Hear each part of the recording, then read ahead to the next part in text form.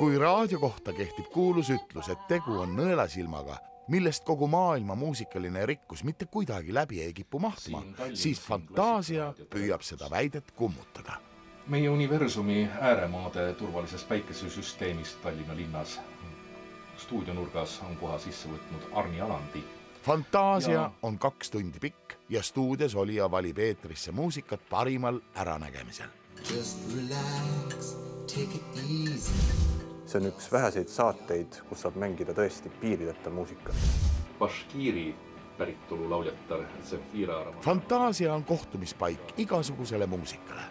Olgu selleks siis klassika või hoopis mõne kauge rahva viisid. Mina olen Bachi mänginud saates, aga akordioni ja mandoliini esituses.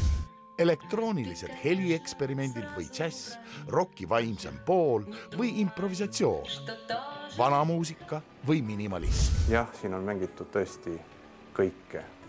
Ka punki, heavy metalli. Saatejuhtidel on antud täiesti vabad käed ja selles mõttes ma arvan, et see saade on tegelikult ainulaadne kogu Eesti raadiomaastikul. Ja muusika ei pea ilmtingimata tulema plaadilt. Omad pillidki võib kaasa võtta. On juhtunud, et on täitsa otse mängitud küll. Seda on tehtud rohkem ulakuse korras. Otseselt Fantaasia saatesse ei kutsuta kedagi pilliga. Ükskord oli Ain Aland oli täiesti spontaanselt saatesse ja tal oli pill kaasas.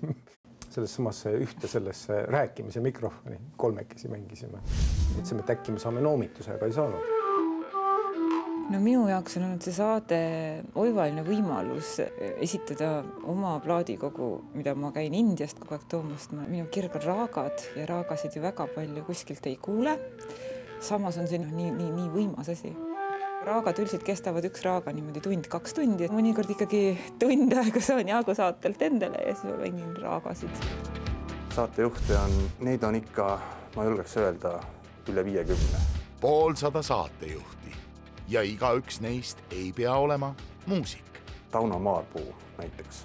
Ta mängib põhiliselt elektroonilist muusikat. Tema muidugi on muusikaürituste korraldaja, aga põhierialal turist ja selliseid huvitavaid inimesi on veel ja veel. See, mida keegi valib ja kuidas ta seda räägib, see täiesti selgelt avab tema maailma ja mille kaudu saab vaadata, kus keegi järjega on. Mingit laadi muusikaga nagu õhinas.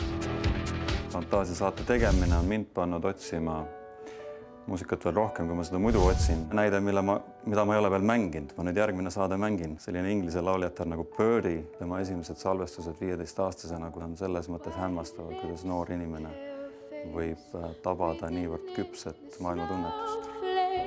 Kui osad inimesed läbi muusika näiteks ülistavad või näiteks oma jumalat või riiki või rahvast või näiteks soovivad läbi muusika ahastada või armastust avaldada, siis minu jaoks muusika eelkõige on selline hästi informatiivne. Et kui ma näiteks loen raamatust erinevate poliitiliste režiimide kohta, siis see, kui ma kuulan näiteks muusikat, mida on kasutatud ideoloogilise ajupesu eesmärgil, see annab mulle hoopis teise tunnetuse nende asjade kohta, mida ma võib-olla siin raamatust lugeda. Või erinevate kultuuride kohta näiteks. Kui sa saad läbi elava traditsiooni aimu sellest tunnetusest, siis see on minu jaoks selline kõige esmasem ja vahetum viis õppida inimesi tundma ja maailma tundma, ajalugu tundma. Mitte ainult ajalugu, aga ka kaasaega paremini mõista, et näiteks postmodernism ja multikultuursus minu jaoks läbi muusika avalduvad võib-olla palju paremini kui mõnes sellises akadeemilises essees. Ja ma loodan ka, et kuulajad on samavõrra avastamishimulised, kui on need saatejuhid. Kes kogu seda poliitilist ja muud hämu, mis meie ümber on, ma leian, et muusika või kunst on midagi, mis hoiab alal meie inimeseks olemist. Võib juhtuda, et keegi saatejuhtidest mängib muusikat, mis sulle võib-olla esialgu ei meeldigi, aga ta suudab selle läbi oma isikliku vaatenurga sulle teha mõistetavaks ja see võib hakata sulle üks hetk isegi meeldima. Sama põhimõte kehtib ka väljaspool seda.